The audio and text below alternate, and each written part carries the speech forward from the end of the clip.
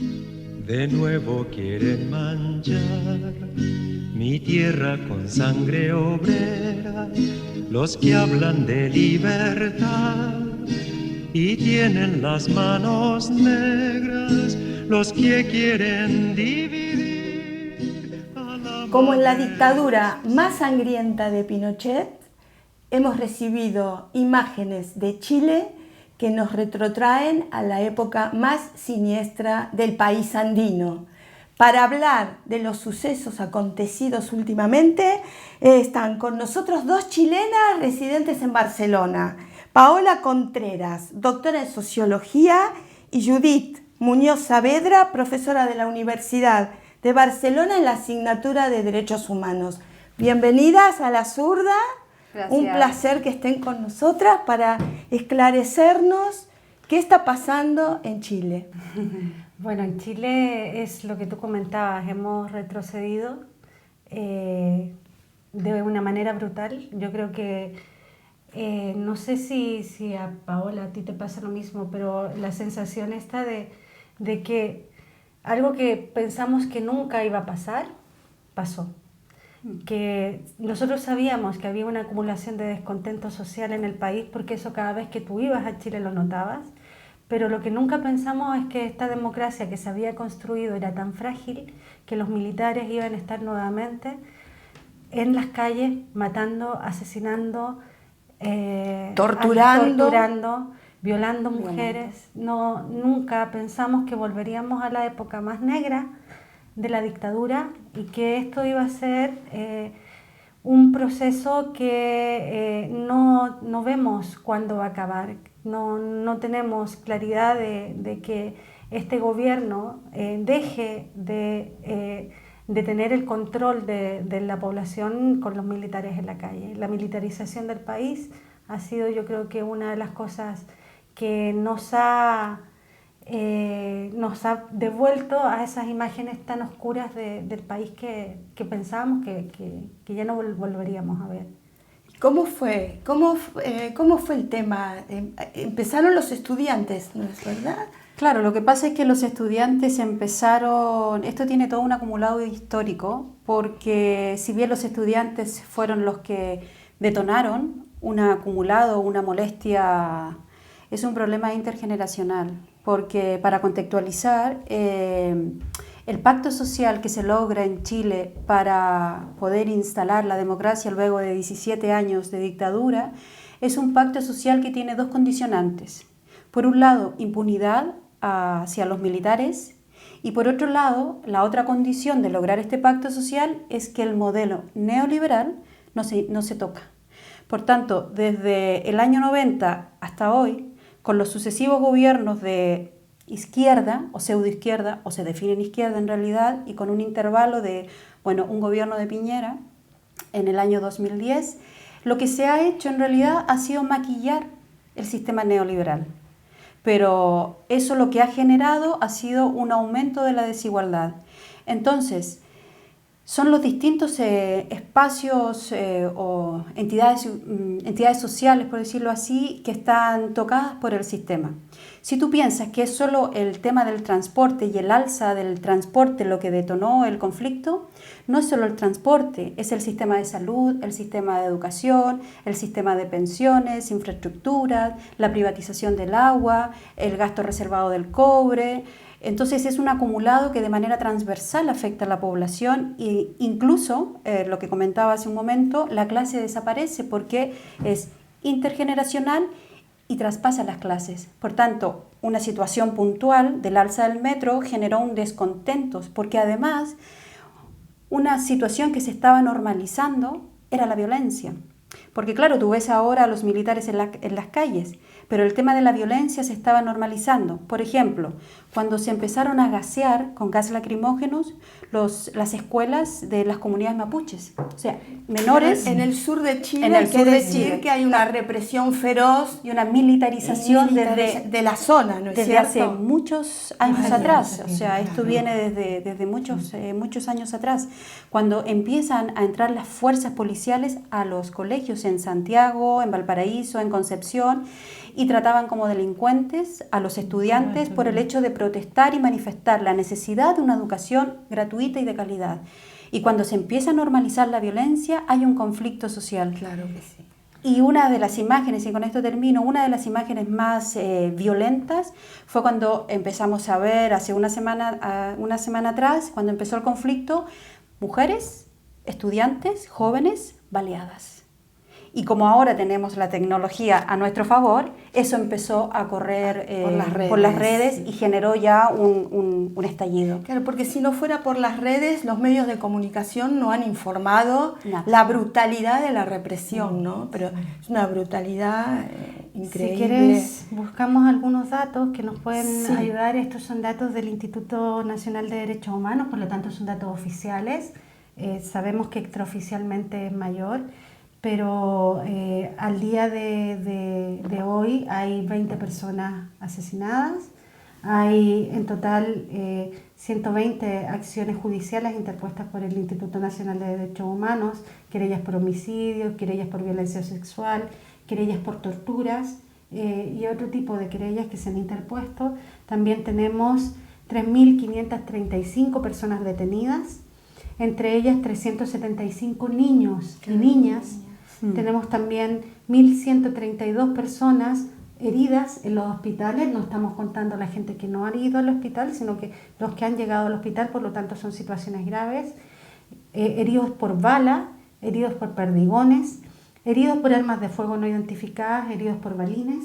Y tenemos 127 personas heridas con heridas oculares, producto de las balas de goma. De las O sea, balas de goma. tenemos una situación catastrófica y donde esto simplemente es lo que se ha registrado a través de esta institución oficial.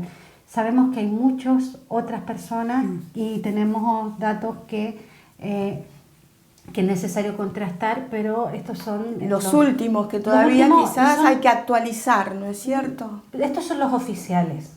Los Claro, oficiales. los oficiales. Estos son los datos Cuando oficiales los reconocidos, Sí, sí, reconocidos entiendo. por el gobierno. Por lo tanto, sabemos que hay muchos más. Claro. Y quizás una de las cosas más importantes de esta crisis ética, política chilena es situar algunas cosas que tienen que ver con el estallido, como lo mencionábamos. Uno de los grandes eslóganes de los jóvenes en este momento es: no son 30 pesos, son 30 años.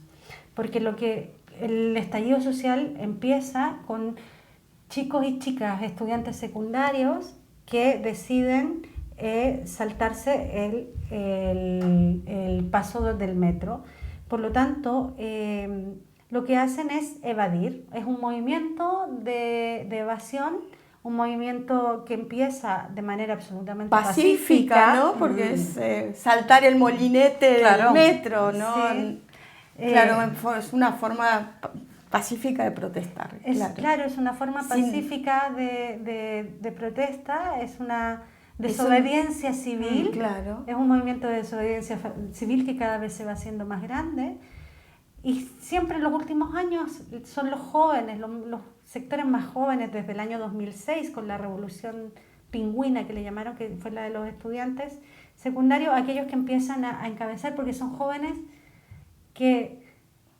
sin miedo, son jóvenes que no vivieron la dictadura Claro. y que a lo mejor no están marcados por ese miedo que tenemos todos aquellos que vivimos la dictadura de manera tan cruel, tan sangrante, que cuando lo veíamos en la televisión a los militares en la calle, yo tenía una sensación De angustia. de angustia y de dolor en el cuerpo. Porque uno vuelve a vivir aquellas épocas. Se activa ¿no? la memoria, Sí. se activa la memoria. Sí, sí, Pero sí. por un lado, si bien se activa la memoria del miedo por esa herencia, ¿no? de la dictadura, por otro lado, también se activa la memoria de la resistencia y de la organización.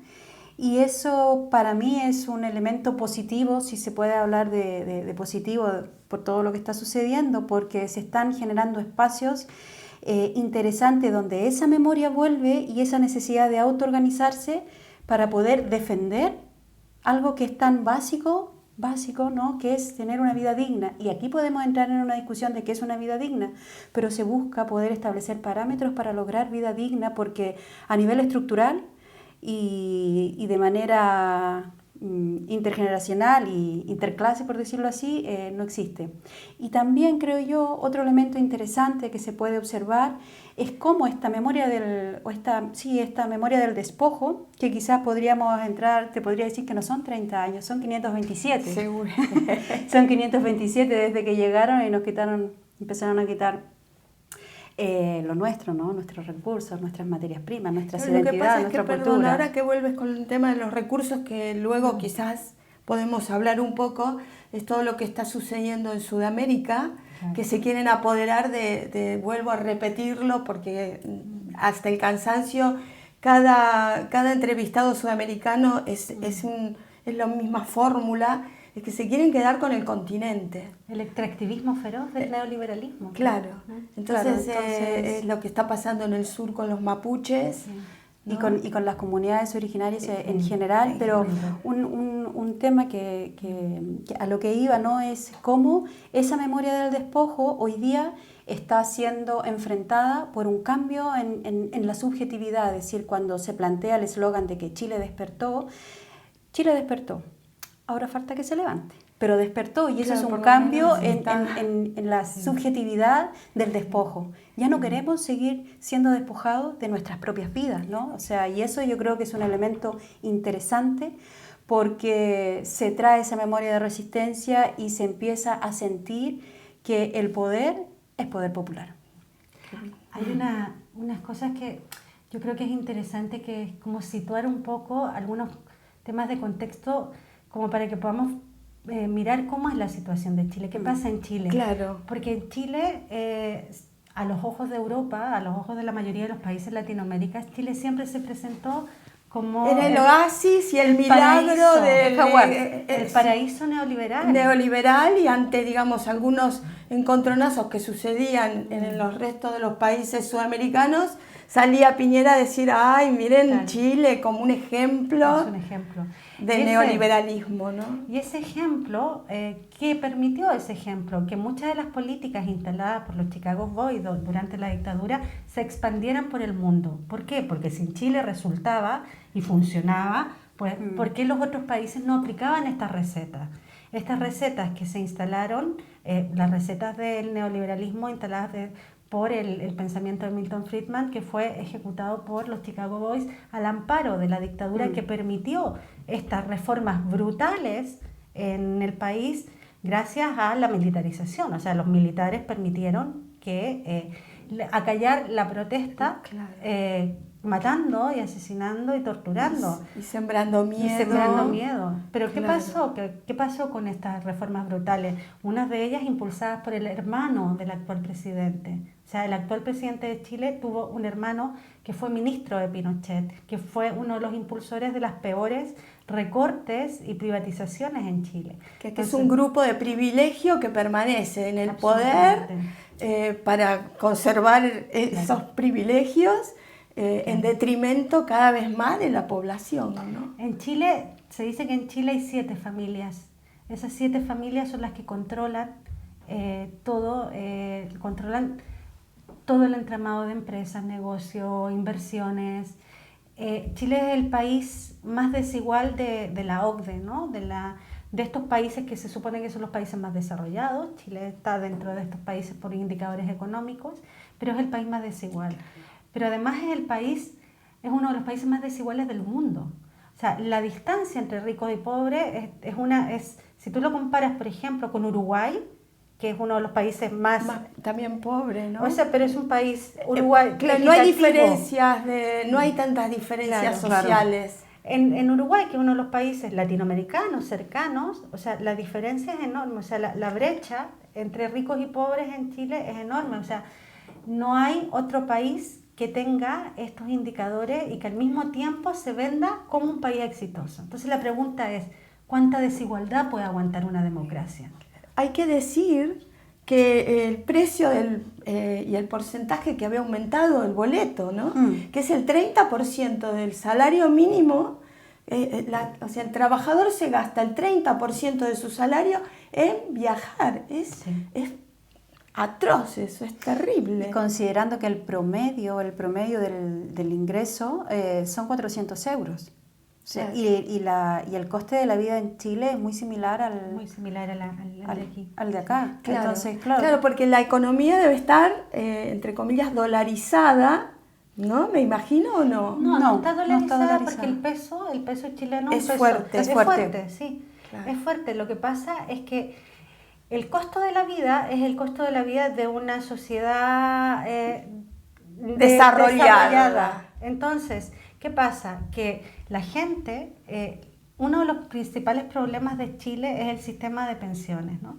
Este sistema que lo que hizo fue privatizar el sistema de pensiones con programas de capitalización individual donde el Estado no aporta, sino que no hay un sistema solidario, sino que cada persona entrega su dinero a una administradora de fondos de pensiones. Esta administradora de fondos de pensiones invierte tu dinero en lo que quiera y ese dinero, y si esa administradora de fondos de pensiones pierde dinero, tú pierdes con tu pensión.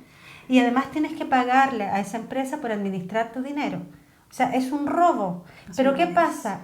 Hay una acumulación de capital tan grande que es el que permite que estos grandes inversores compren todo el resto de Chile. Entonces, al final, estas familias que son las dueñas de las AFPs, de las administradoras de fondos de pensión, utilizan el dinero del ahorro de las pensiones de Chile para controlar todas las finanzas y todo. Controlan los bancos, controlan el transporte, controlan la salud, porque en Chile como la salud es privada también es un negocio, controlan la educación, controlan todo. Por lo tanto, en el fondo, cambiar el sistema de pensiones en Chile implica también cambiar absolutamente o transformar y que se caiga todo ese naipe, ese castillo de naipes que se ha edificado sobre el dinero de los chilenos. ¿Y qué pasa?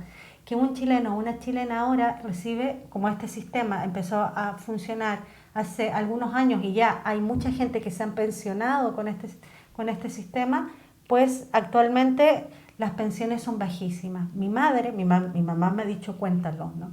Mi madre es maestra, 40 años de trabajo, 40 años, excelencia profesional, niños y niñas a cargo. Mi madre recibe una pensión al cambio actual de 180 euros.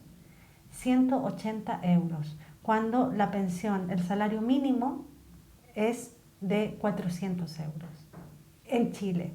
Y el costo de la vida es un costo de la vida similar a este.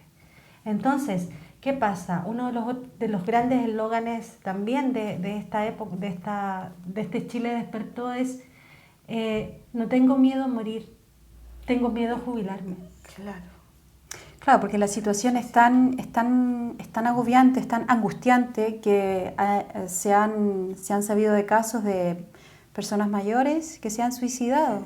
Claro, porque en realidad es que no tienen para comer. Entonces, si los remedios, o sea, la gente mayor tiene que tomar medicamentos, quizás no les alcanza.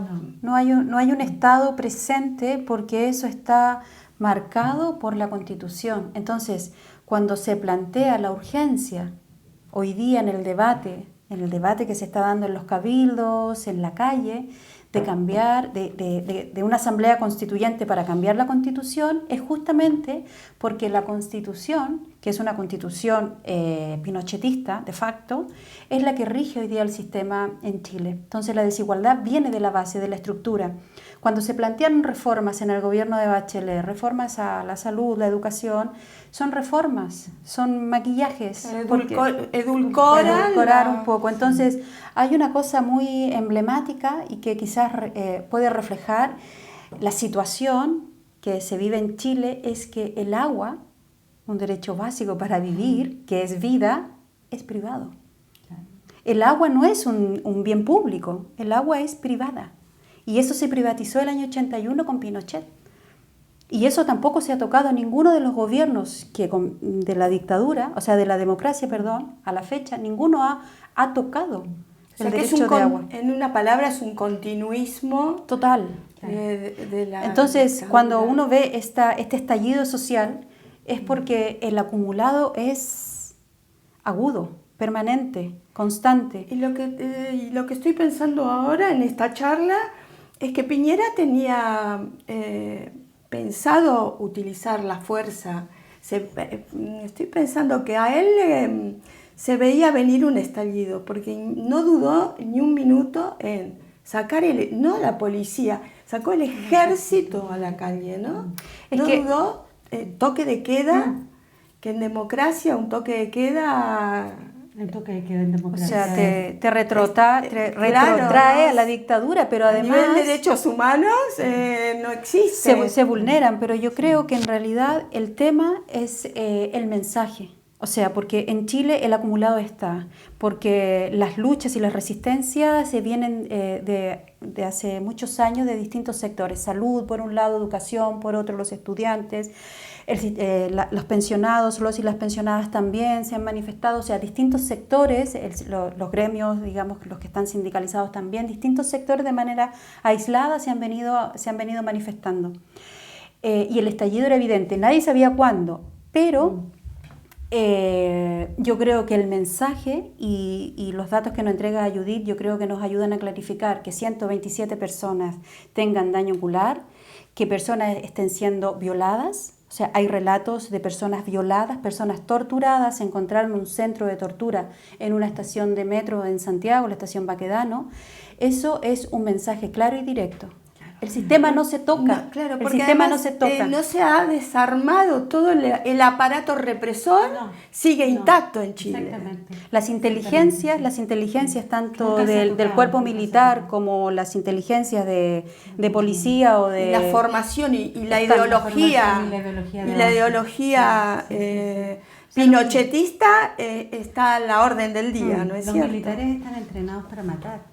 O sea, claro, cuando los sacas a la evidentemente. calle, los sacas, cuando tú ves las imágenes de los militares utilizando armas de guerra contra gente desarmada, ahí hay una situación de desamparo absoluto y de vulneración, porque ¿cuál es la excusa de Piñera para sacar a los militares a la calle? Dice, es que hay saqueos. Por lo tanto, efectivamente, hay saqueos en Chile, en Valparaíso, en Concepción, en distintas ciudades se han generado muchos saqueos de supermercados, de farmacias. ¿Cuál es el tema? Que incluso a alguien saqueando no le puedes disparar. Claro. O sea, y no puedes poner al ejército como si fuese otro ejército, ¿no? Claro. Que a lo mejor es gente, y no quiero hacer apología del robo ni nada, pero hay que entender Sudamérica, ¿no? Y que a veces el saqueo es por necesidad. Aprovechan estas circunstancias. Pero es de manual, perdona, es de manual. Que hay infiltrados. ¿Sabe por qué es de manual? Porque hoy la tecnología es una aliada que en época de dictadura no existía y es una gran aliada. ¿Por qué?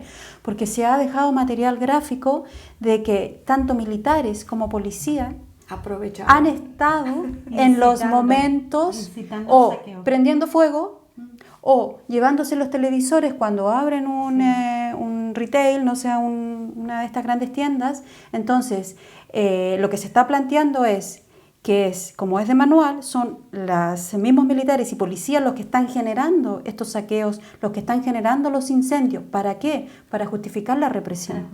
Pero el problema es que la represión ha sido tan grande, pero la respuesta o la contrarrespuesta de la población es: no tenemos miedo, nos han quitado tanto que nos quitaron el miedo. Y entonces hay mucha más efervescencia, hay mucha más organización, hay mucha más resistencia frente a lo que hoy día está sucediendo. Y ánimos, ¿no? Por lo que tú me estás diciendo, hay entusiasmo. Hay entusiasmo, yo diría, hay una esperanza, hay miedo. Yo creo que de parte nuestra, de parte de los que estamos fuera, también lo miramos con un poco de angustia por lo que pueda pasar, ¿no? Por este miedo que tenemos instalado. Pero al mismo tiempo hay mucha esperanza de cómo esta generación puede correr los cercos del neoliberalismo, ¿no? O sea, avanzar, porque son generaciones, ya lo vivimos con Allende y la Unidad Popular, o sea, vivimos ese estallido social. Lo tenemos en la memoria, las que no nacíamos en esa época, pero que sabemos. Claro que sucedió. Sabemos porque ¿quién ¿qué hacemos en este momento? ¿Qué recupera la gente? La gente recupera el pueblo unido el pueblo unido jamás será vencido. De los Quilapayún, los Inti Illimani. ¿Qué recupera? A Víctor Jara. O sea, la gente canta a Víctor Jara ahora.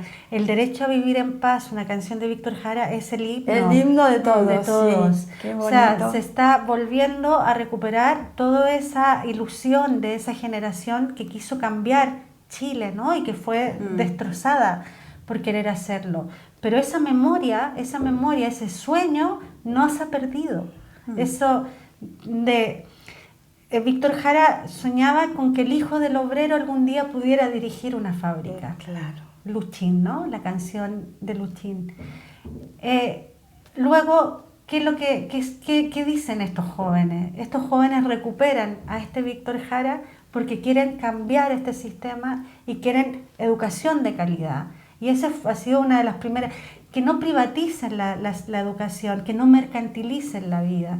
Ha sido toda una vuelta a recuperar estas ese sueño, ¿no? Este sueño. Ese sueño de la América Latina liberada. Claro. Y hay algo muy bonito que es la consigna de hasta que valga la pena vivir. Hasta que valga la pena vivir. Porque los jóvenes se están viendo sin futuro, porque están viendo lo que les pasa a sus abuelos, a sus padres, y dicen, nosotros no tenemos salida, ¿no es cierto? Y claro, y cuando ves, por ejemplo, en las manifestaciones, en las marchas, es que, claro, ya no son solo los jóvenes. Hoy día, por ejemplo, había en La Moneda, se manifestaron las parvularias, las que están al cuidado de los niños y las niñas menores, y en realidad lo que decían es, nosotras, la mayoría son mujeres, el 99,9% son mujeres, nosotras atendemos a niños y niñas con una carencia. Claro. Porque sus madres y sus padres tienen que trabajar 12, 14 y hasta 16 horas, no los ven. No tienen el contacto, no hay vínculo, no hay lazos, se pierde. Entonces, ellas estaban manifestándose fuera de La Moneda, que luego se sumaron los médicos y médicas, porque ellas también están viendo todo el deterioro en su trabajo con la atención de niños. Pero quería acotar una cosa, que hoy día Chile es interesante analizarlo también en perspectiva latinoamericana, porque digo yo, si Chile, que es el paradigma del neoliberalismo, tiene la posibilidad de generar este quiebre en esta linealidad histórica de dominación, eso yo creo que también va a ser un aliciente para los otros países latinoamericanos. Eso es importante verlo en perspectiva latinoamericana, porque claro, Chile es el paradigma, y si ese paradigma cambia, se transforma por un movimiento popular, por una resistencia organizada, o que por lo pronto ahora se está organizando y se están generando espacios de debate muy interesantes, es un mensaje claro para los otros países que están en una situación de dominación similar. Y eso es para mí muy importante. Y además también. Al neoliberalismo, a los Chicago Boys, se les terminaría el argumento de decir esto funciona. Esto funciona, ¿no? O sea, se cae Chile y se cae un poco el sistema en toda Sudamérica, ¿no? Y se evidencia toda la región, el conflicto, ¿no? Porque en realidad... Mucha esperanza a esto. Hay esperanza, lo que pasa es que también no sabemos hasta qué punto la represión va a continuar. Y yo siento que es importantísimo denunciar esta represión, sí, que es necesario que la sociedad en su conjunto presione para acabar esto. Hay algunos temas importantes que se están dando en Chile. La gente en Chile está generando una serie de movilizaciones, cabildos, discusiones que van acompañando todo este movimiento de protesta social. Hay una demanda clara por una nueva constitución, por hacer una asamblea constituyente. Sería una señal importante que los gobiernos exigieran que se aclararan, primero que nada, que se acabara con esta represión y que después exigieran claridad sobre todo esto que está pasando. Perdón, ahora que tú dices que se acabara la represión, Piñera, digamos que es como que reculó, dio una marcha atrás, sacó la ley que aumentaba el pasaje y prometió reformas. pero siguen las protestas Claro. y la gente no le cree. Lo que pasa es que, claro, porque cuando el Chile despertó, es que hay por eso lo que planteaba adelante, para mí es un cambio en la subjetividad del despojo. O sea, ya no queremos, porque ya comprendemos el nivel de despojo. Entonces, estas reformas sociales son eso, son un poco edulcorar, pero el nivel de desigualdad y la violencia social que se genera por esta desigualdad va a seguir con estas reformas. A nivel internacional, somos un país que crece, a nivel macroeconómico, a nivel internacional respetamos los estándares de medio ambiente, pero no reconocemos que el crecimiento macroeconómico genera un nivel de desigualdad tan grande que hoy día vemos los resultados con un estallido social sine qua non. Y por otro lado hablamos de realizar un COP25 en Santiago de Chile, pero no reconocemos que hay zonas de sacrificio que están generando un nivel de muertes, de enfermedades, que se está aceptando y normalizando. Y eso también se suma a todas las demandas que vienen detrás, o sea, Son daños colaterales, será. total. Entonces, No, cuando los decimos, muertos, claro, el pasaje fue lo que detonó un conflicto y un acumulado histórico de violencia. Y uno, en unos momentos uno dice... Y hay un tema también que Chile ha percibido, y es la indolencia de las élites, la arrogancia de las élites políticas chilenas. En los últimos semanas, esta rabia, este descontento frente a las políticas neoliberales ha sido acompañado de unas élites políticas que responden con displicencia, con desprecio a los problemas de la gente.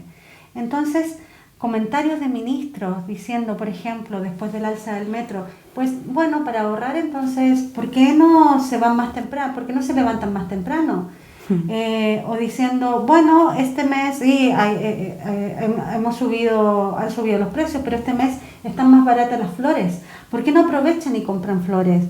Y esto ha ido generando en la gente un nivel de descontento y de rabia porque no existe ningún tipo de empatía, ¿no? Las élites políticas son élites políticas burguesas tradicionales que son incapaces de entender y acercarse al problema de la vida cotidiana del 80% de los chilenos y las chilenas.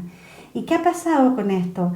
Que la gente al final también ha visto cómo el día del alza de las primeras revueltas, el presidente estaba comiendo pizza en un restaurante del barrio Alto de Santiago.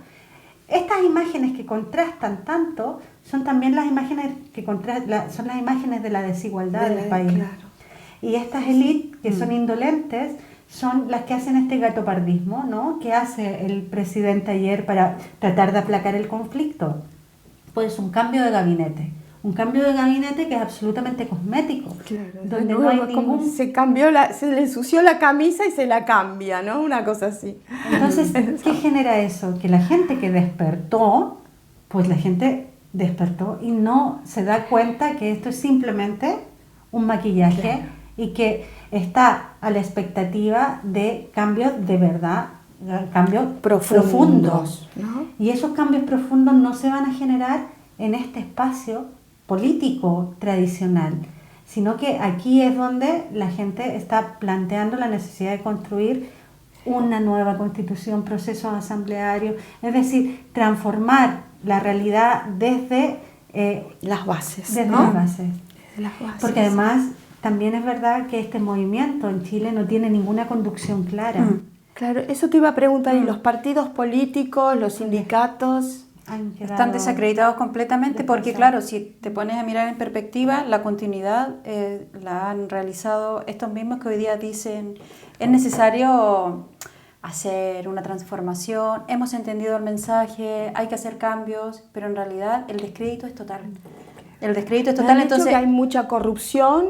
Hay corrupción. Y están también otra de las ítems fue del cansancio de la gente, la actitud de la iglesia.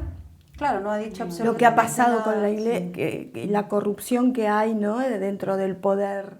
Entonces, claro, es sistémico, por decirlo así, ¿no? Entonces, hay un descrédito del sistema político, no hay credibilidad, porque ¿cómo le voy a creer a quien me promete y me ha venido prometiendo desde hace 30 años, cuando el eslogan para lograr la democracia era Chile, la alegría ya viene, y esa alegría no llegó nunca. Lo que llegó fue violencia, desigualdad, tristeza, mucha tristeza.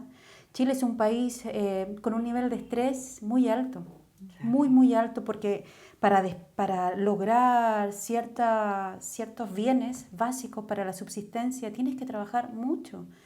Entonces, eso genera tristeza, claro, y además dolor. Supongo que como buen modelo neoliberal habrá esa filosofía de la competencia. Total, el mercado lo regula todo, hay competencia y por tanto Chile, la alegría ya viene con esa esperanza de volver a la democracia. La alegría es poder consumir y nada más, pero y la alegría no es llegó. Calidad de vida, ¿no? La alegría no llegó y entonces, claro, cuando empiezas a observar, la pregunta es ¿quién va a capitalizar? ¿Cómo se va a capitalizar?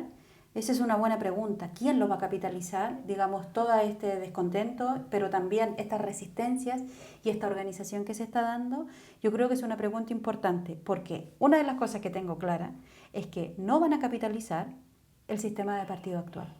Tienen un descrédito, incluso los partidos relativamente nuevos. El partido del Frente Amplio, por ejemplo, que también están llamando a discutir el paquete de reforma social.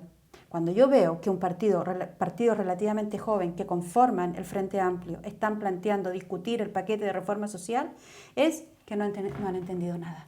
Hay una parte de lo que decía Piñera que tiene que ver con esto, ¿no? Y que él planteaba hay que volver a la normalidad, ¿no?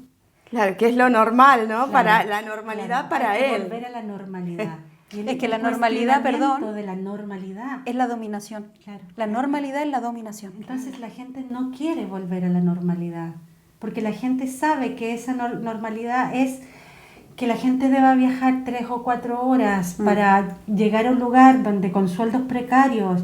La normalidad es que los jubilados pierdan sus casas porque no tienen una pensión digna. La normalidad es que no te alcance para comer. La normalidad es que vivas endeudados. La normalidad es que las universidades, que para poder estudiar en una universidad tengas que endeudarte toda la vida. La normalidad es que la gente para curarse de un cáncer tiene que hacer loterías. O vender su casa, ¿no es cierto? Tiene que hacer, sí. O sea que no hay ningún tipo de seguridad para la gente con enfermedades catastróficas. Sí. La normalidad es morirte hipotecado sin tener nunca... Es una esclavitud, en una palabra, es vivir esclavizado, ¿no? Sí. Pero hasta los esclavos se liberaron. Claro. Por organización, autoorganización, estrategias. Entonces, para mí, la situación, los militares en la calle, toque de queda, violencia, violaciones, represión. Pero por otro lado, vemos esa organización y esa resistencia necesaria para generar un cambio. Porque hay que considerar que América Latina vive de las materias primas. Entonces, en algún momento, si no se genera un cambio de paradigma, de perspectiva, la historia es cíclica. Y yo creo que hoy día es un momento, no de Chile, es un momento de América Latina, es el momento de Ecuador. Haití lleva más de 6 semanas también, o sea, Haití es el país más pobre, o uno de los países más pobres del mundo. Estamos viendo los cambios, por ejemplo, políticos en Colombia, estamos viendo situaciones en México, o sea, hay un despertar. Hay un despertar que hoy día Chile, claro, es el paradigma del neoliberalismo y está generando este quiebre con ese nivel de violencia. Y lo que yo siempre planteo y reflexiono, si a mí me tratan con violencia, no te puedo tratar de otra manera. Porque la violencia ha sido sistemática y esa violencia la registran los cuerpos. Y la respuesta es violenta. Y la respuesta ha sido violenta. La respuesta en algún momento sale disparada, ¿no? Claro. Hay un tema de los saqueos, ¿no? O sea, el saqueo contra los que nos saquearon. O sea, los grupos económicos que saquearon Chile son también a los que ahora están sufriendo los saqueos de la gente. Saqueo contra el saqueo es paradigmático porque al final también hay situaciones complejas, ¿no? Aquí hay y esto tiene que ver un poco con lo que explicábamos de la doctrina de shock, que yo creo que es importante. Es importante, sí, es importante situarlo, shock, sí. Porque es de manual y estamos viendo cómo estos militares en la calle han salido a reprimir a la población que se manifiesta, sí, pero salieron con la excusa de detener a la gente que estaba haciendo los saqueos, cuando hemos visto que no son, o sea, que en ciudades... Que se desviaron del camino y no fueron a reprimir a los que estaban saqueando, sino a los que estaban protestando. A los que estaban protestando. Y mientras tanto, ciudades como Valparaíso, lo quiero decir, porque somos de allí. Somos porteñas. Valparaíso está absolutamente destrozado. Valparaíso lo han dejado abandonado, lo han dejado, lo han incendiado completamente. ¿Por qué? Porque los militares se han dedicado a reprimir fuertemente a la población, pero no han vigilado a aquellos que saquean, y es muy probable que haya muchos de ellos mismos que estaban involucrados y animando, como lo hemos visto en varias imágenes, estos como saqueos. sucede en todas partes, que se infiltra la policía para activar a los más violentos, para desacreditar la protesta, Y ¿no? lo sabemos porque la ciudad de al lado, es decir, ¿qué pasa con Valparaíso? Valparaíso es una ciudad gobernada por, pues, un grupo progresista diferente. En cambio, la ciudad al lado, que es Viña del Mar, que es gobernada por los mismos del presidente, pero bueno, cercanos, entonces en Viña del Mar no ha pasado nada, no se ha tocado. Viña del Mar permanece intacta. Sin embargo, Valparaíso está siendo destrozada. Y allí hay claramente una intencionalidad detrás de permitir estos saqueos y de enfrentar al pueblo con el pueblo. Y eso es el manual. También es de manual. Es el manual de la doctrina del shock. Claro. Para ir terminando, ¿queréis mandar algún mensaje al pueblo chileno y a todos los que nos están mirando? Sí, bueno, la verdad es que desde la distancia la situación te genera angustia, es inevitable, se activa esa memoria del miedo. Pero por otro lado, el mensaje que si yo pudiese dar un mensaje, palabras, es, como decían por ahí, un grupo, un colectivo al que yo le tengo bastante respeto en Chile, que si mientras exista miseria habrá rebelión. Y yo creo que hoy el pueblo se rebela con una justa demanda, una demanda de cambiar la Constitución, pero también de ser conscientes de que frente al despojo, uno se tiene que activar. El despojo ha sido histórico, no son 30 años, son 527. Y frente a esos 527 años hay una respuesta activa, digna. Me emociona ver el nivel de organización, el nivel de resistencia y el nivel de cómo el pueblo de Chile perdió el miedo. Y como se dice, y como lo repetí, lo dije delante y lo vuelvo a repetir, mientras exista miseria, habrá rebelión. Yo creo que nadie merece vivir dos dictaduras en la vida, ¿no? Yo creo que el pueblo chileno no se lo merece. Creo que es necesario activar las redes, la solidaridad internacional. Creo que es necesario que conozcamos más lo que está pasando, que seamos capaces de denunciar con firmeza, con rotundidad, decir que en Chile están asesinando, en Chile están violando, en Chile están destrozando la vida de muchas personas. No podemos permanecer indiferentes. Necesitamos ayuda, no podemos solos ni solas, necesitamos el apoyo de las comunidades y de los movimientos sociales y de todos quienes sean capaces de levantar un grito a favor del movimiento social de Chile, que está transformando no la vida de nuestro pueblo, está transformando la vida de todos aquellos que han sufrido los estragos del neoliberalismo, los estragos de la desigualdad. Están luchando por todos y por todas nosotras y nos están mostrando también la fragilidad de los procesos democráticos y la necesidad de fortalecernos, cuidarnos, querernos para transformar entre todos, porque siempre lo digo, los buenos somos más. Los buenos somos más. Hoy Chile es un ejemplo de lucha. El pueblo chileno ha dicho basta al neoliberalismo, porque la lucha es el único camino, hasta otra en la zurda.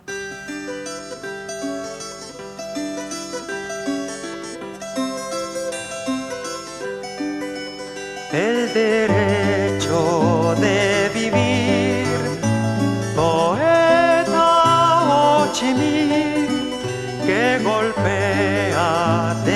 Vietnam, a toda la humanidad, ningún cañón borrará el surco de tu arrozal.